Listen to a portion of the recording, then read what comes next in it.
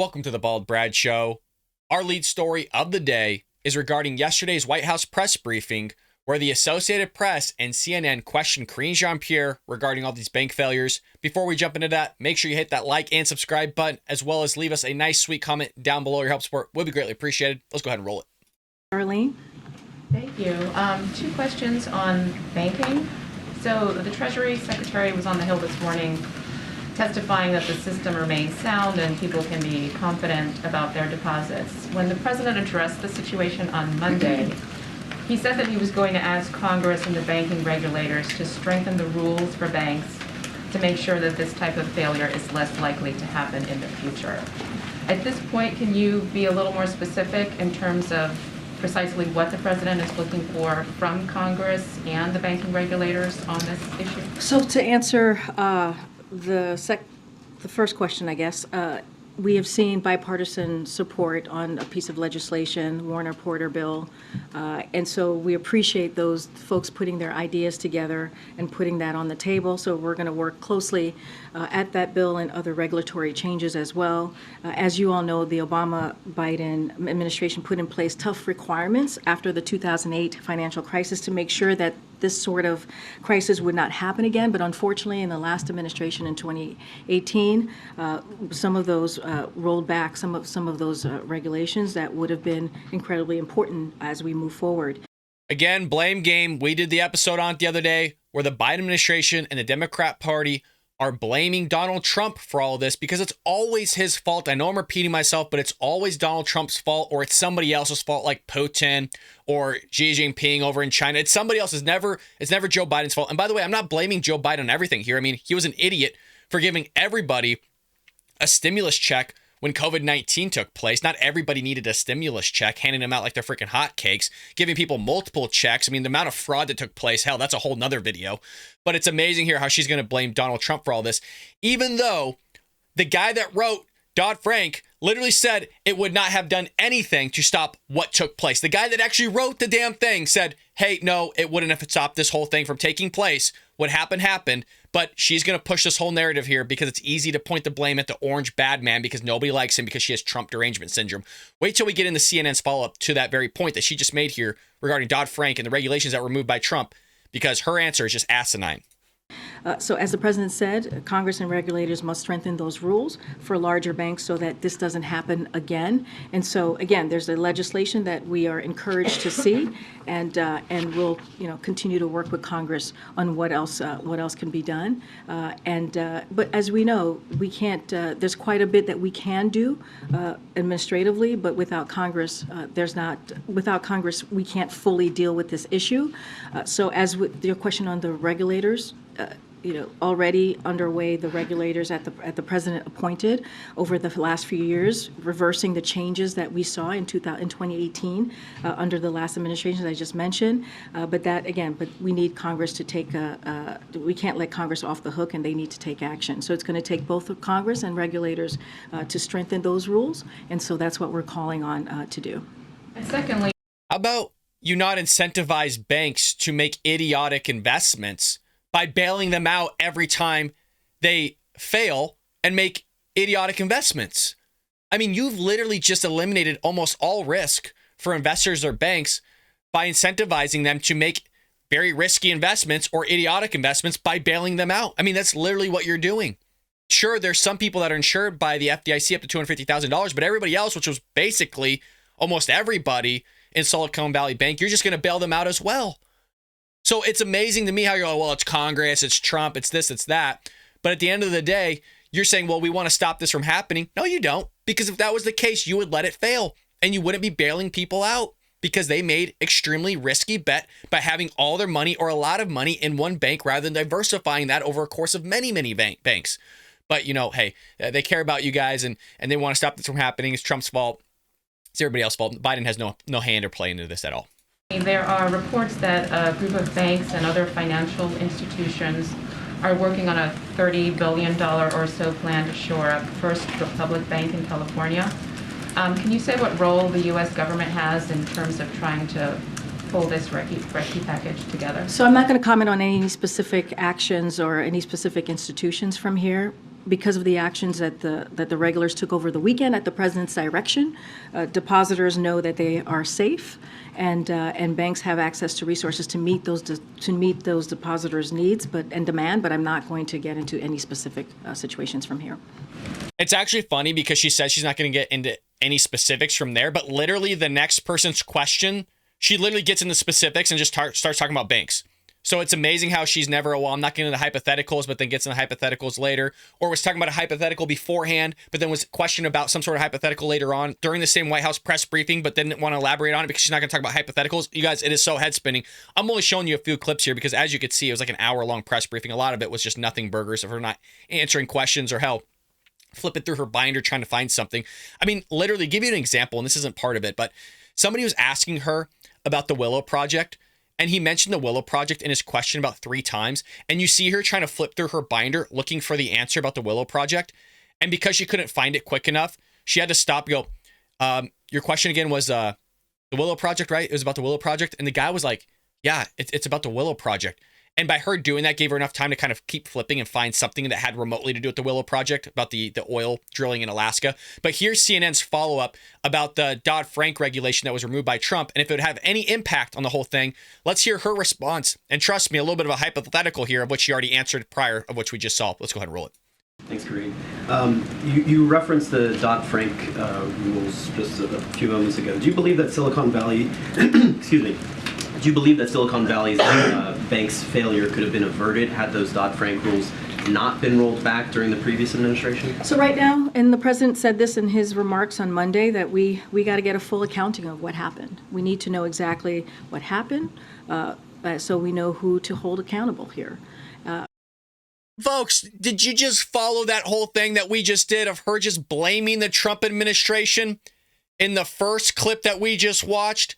And now she's saying, well, we don't really know what happened. We got to wait till all the information comes out. You just ripped the guy for saying, oh, well, he removed the regulations, and that's kind of what contributed to the collapse. And basically, if he wouldn't have done that, we would all be fine today. And now he's following up with the question of, well, did it actually contribute to it? Well, not really sure, because we haven't got all the information yet. We haven't even really done an investigation. You guys, you can't make this up. It's so great. We got a bunch of idiots running everything from our banks to our government. Just a bunch of idiots. Right now, his economic team, the president's economic team, is focused on stabilizing the financial system and protecting depositors, not investors. We've been very clear about this. But again, it is not 2008. The banking system is far more resilient on a better foundation, thanks to the tough requirements that. You guys, I know I keep pausing it, but it's so crazy. There's so much content in like this first minute. Well, we're going to ensure not the investors, but the depositors. They could be the same at the same time. You can be a depositor investor at the same time. They're literally bailing everybody out in SVB, regardless of whether you had $250,000 or more in there. You're getting your money back. So don't give me this BS of like, oh, well, we're not bailing out the investors. We're bailing out the depositors. No, you're not. You're bailing out everybody. That were put in place by the Obama-Biden administration. And I just said this moments ago, in 2018, we saw what the Trump administration did. They did roll back some of those tough requirements. But again, we need to see exactly, do a full review, get a full accounting of what occurred, so we can make sure to hold those to account. And the administration moved to insure all deposits at Silicon Valley Bank and Signature Bank through the FDIC's Deposit Insurance Fund. So will that be the policy going forward for other bank failures? And in terms of future legislation, does the administration support changes to the existing $250,000 cap on FDIC insurance limit for checkings and savings accounts? So again, I'm not going to get ahead or get into hypotheticals on what the future is going to hold.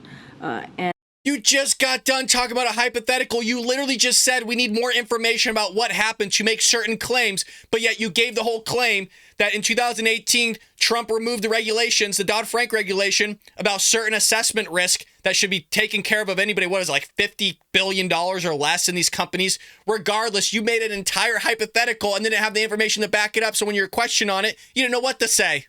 So now we're going to say, well, I'm not going to go forward. I'm not going to kind of beat the news headline. I'm not going to jump in front of the president on this. Whatever asinine thing she wants to phrase it as, it's totally remarkable. And I've said this moments ago as well, which is, look, we need Congress to act, and we need Congress to take a look of what else can be done. That's why we're supporting the legislation, the bipartisan legislation that I just mentioned.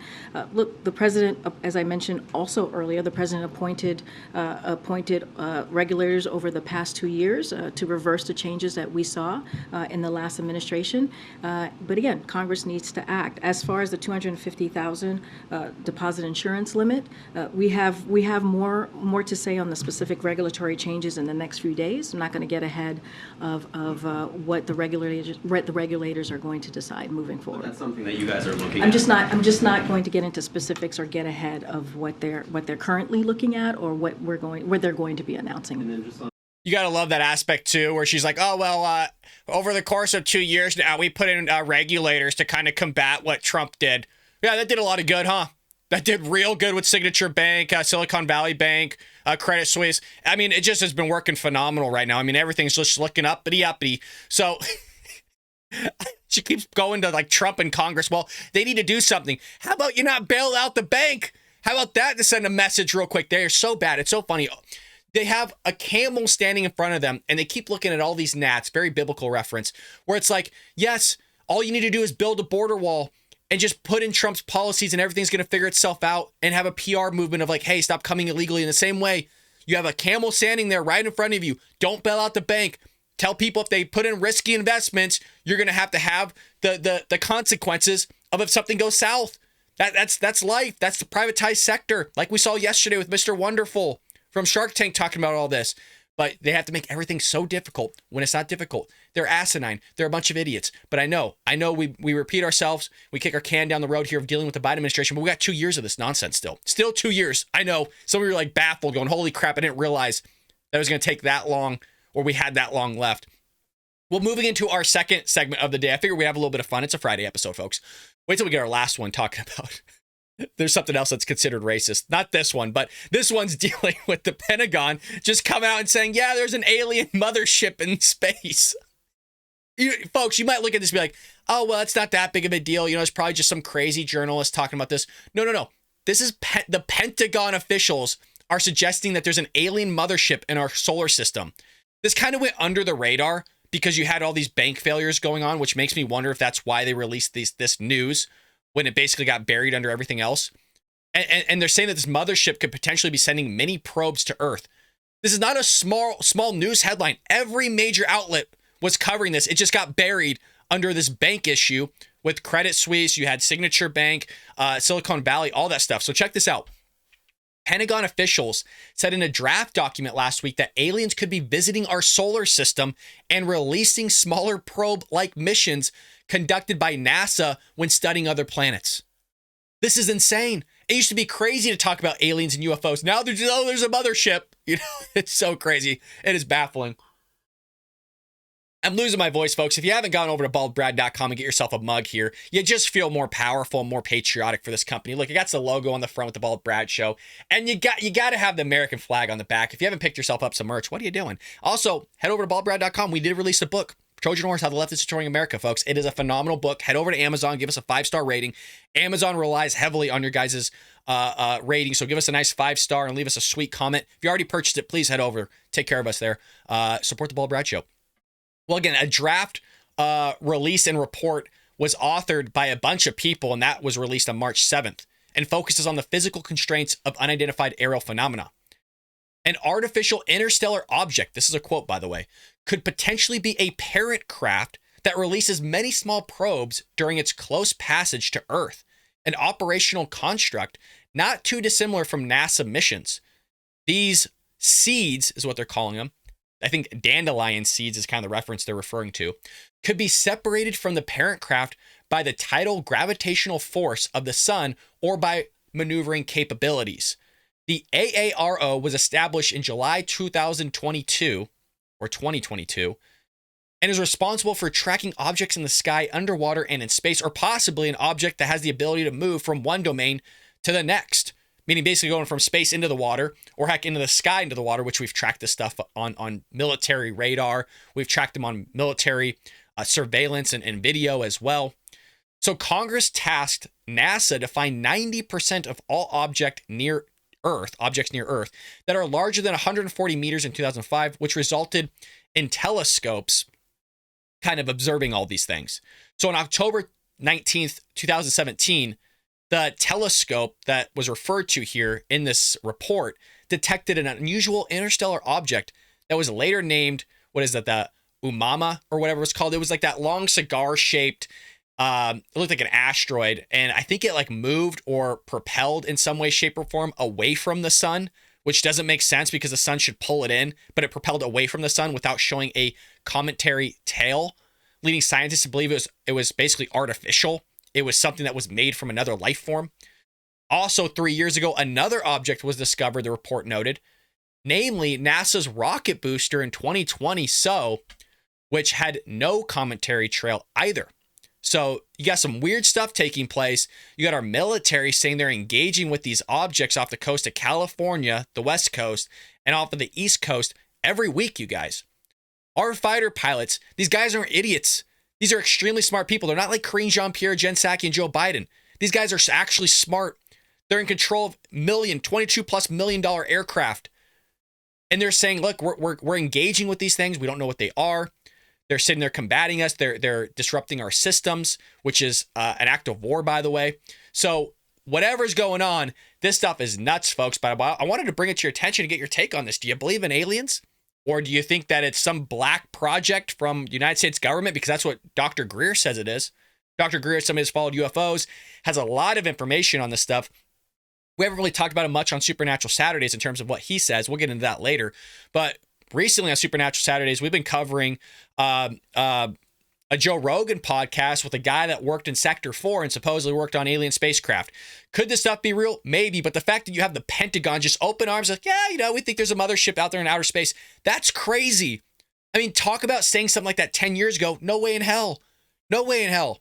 So I want to know what you guys think about this because, it kind of rolls into Supernatural Saturdays for tomorrow. But curious on what the Bald Brad Show viewer thinks. That's what the show's all about, right? A community of Republicans and conservatives having a fun time, sipping off coffee in the morning and going through crazy articles. And hell, this next one is a crazy article, folks. We got a Loyola professor. You sitting down for this? A Loyola professor claiming that organized pantries are rooted in racist and sexist social structures. This is so insane. It's so insane. Everything is freaking racist, man. It's nuts. We've seen and done articles over the past 2 years since the inception of the show. Exercising was racist. Band-Aids have been racist. You taking time off work has been racist. I mean, you name it, it's probably racist. So there's a recent TikTok trend of showing off perfectly organized and styled home pantries. And they're saying it is rooted in a history of classic racist and sexist social structures, according to one Chicago professor. Of course, it has to be from Chicago. Do you think Chicago's left or you think it's right? It's extremely far left. These people don't have anything better to do. So through her research at Loyola University, Associated Professor of Marketing, Jenna Drenton, noticed a recent uptick in what she calls pantry porn. A plethora of social media videos where women show off their fully stocked kitchen and methodically organized home supplies. God forbid you have a house that's stocked full of food and supplies, as well as just the fact that it's organized, and somehow that's racist.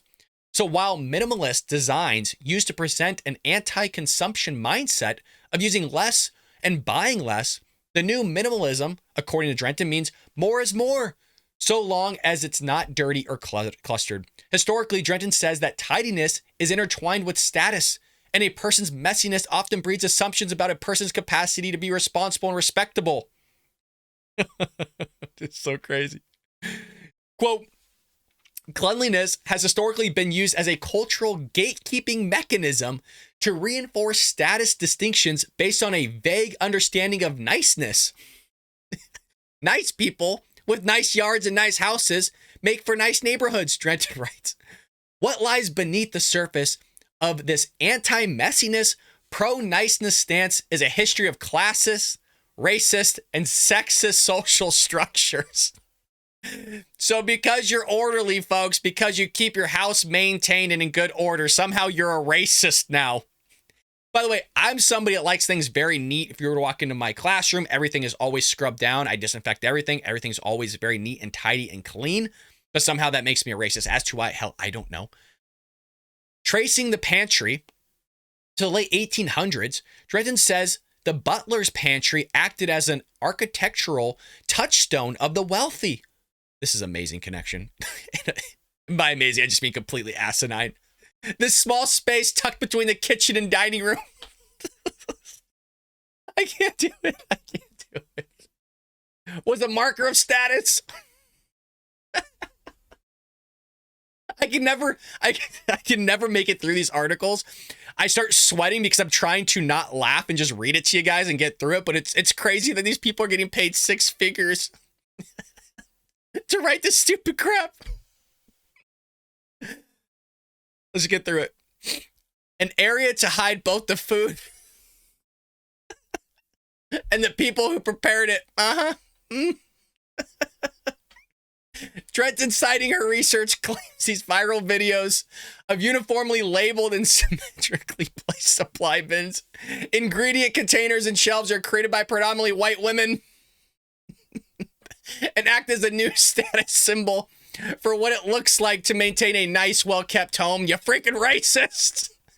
Oh my God. It goes even further. I mean, it's really just asinine that there's people out here that actually think that this stuff is even remotely connected in some way, shape, or form. I mean, it is so out there. It is head spinning. You want to know another thing that's out there that's kind of connected to this whole movement of everything's racist and that you're racist without being racist and you have to pay for the injustices of somebody else that was actually a racist in the past? Well, something we didn't really highlight that much, this is connected to the story that I was just talking about, is San Francisco board open to reparations with $5 million in payouts, you guys. So payments of $5 million to every eligible black adult. So if there's a couple, that's $10 million. The elimination of personal debt and tax burdens, guaranteed annual incomes of at least $97,000 for 250 years, and homes in San Francisco for just $1 a family. Yes, you heard that correctly. Something they're proposing, and they actually listened to, was giving every eligible black adult $5 million, plus eliminating all their debt, all their tax burdens. They're guaranteed at least a salary of $97,000 for 250 years, and they get to buy any home they want for $1. This is how crazy it's gone.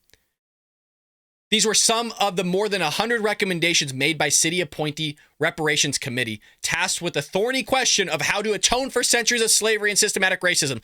Look, you made your shot many, many years ago. It's not going to work out, unfortunately. There was a time when we should have gave reparations, not anymore. If it's taken you multiple generations to fork your family tree, there's probably something a lot deeper going on than just giving you money and a handout, because Lord only knows how you're going to spend it. And maybe you'll spend it very wisely. Maybe you'll make good investments. But where are you going to get $5 million for every black person? Because we just saw in yesterday's episode where literally they want to give people hundreds of thousands of dollars to every black person.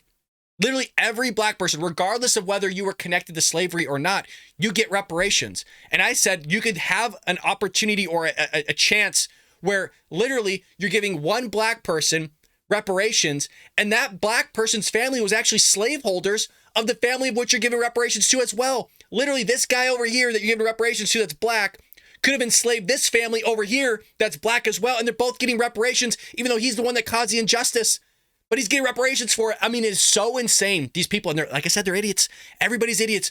From Silicon Valley Bank, idiots, to the government, idiots, to California, idiots. I mean, it is so rampant full of idiots that everybody's sitting there proposing just asinine things about, well, $5 million.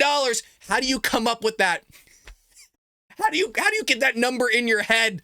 Everybody's life has been different. Everybody's been given different opportunities. Everybody's had different luck. Not everybody needs, $5 million is insane.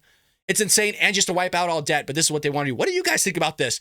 Do you think every eligible black person should get $5 million, eliminate all debt, tax burdens, guaranteed annual income of at least $97,000, which is way more than the median household income across the United States? Also, they get that for 250 years, plus any home for $1 in San Francisco. What do you think about all that? How do you come up with this stuff? It's like throwing a dart at a board. Like everybody just came up with a bunch of ideas. And they were just throwing darts at it, be like, okay, whatever stands, that's what we're going to go with. All right, Jerome, you go and throw a dart at the board. Boom. Lands on tax burdens. All right, Bethy, write that down. Okay, that's something we're going to propose. Okay, Jim, go ahead and throw a dart. Boom. Personal debt. Perfect, Bethy. Go ahead and write that down, too. We're going to throw that one. Let's see what Clark gets. Clark, throw a dart, buddy. Oh, you're going to do it blindfolded this time? Holy crap. $5 million. God, I wish you would have hit the 10 because we would have went with it. Bethy, $5 million. I mean, it's so insane. It is so insane, these people. What a time to be alive, folks. You got Karine Jean-Pierre, the knucklehead on the podium in the White House, speaking for another knucklehead called the President of the United States. Okay? You got knuckleheads running Senate and House of Representatives. You got the Pentagon saying there's freaking aliens in the outer space all of a sudden. And now you got professors saying that it's freaking racist that you organize your house in your pantry and ask you for $5 million. You don't have to be a freaking descendant of slavery. Have no effects of slavery whatsoever. You still get $5 million. Oh my God, what an episode, you guys. I want to keep going. I mean, there's so much news out there. It's freaking head spinning. I love spending time with you guys, but I don't know if you get bored watching this after a while, you know? But make sure you head over to baldbrad.com, get yourself a copy of the book. And really, folks, if you can do me a huge favor, really, go over to Amazon, if that's where you bought the book, and leave a review for the book. We're trying to climb the ladder, and that is really supporting the show because Amazon highly moves your book up and down. We actually have a ranking on there. So the more reviews you guys put in, the 5-star reviews, the higher the ranking we can go. We can sell more books. And that's the purpose, right? The book is literally Trojan Horse, How the Left is Destroying America. It's to get conservative thought and ideas out there to new readers and new people, heck, even maybe young people that needs that in their life and to see a conservative perspective.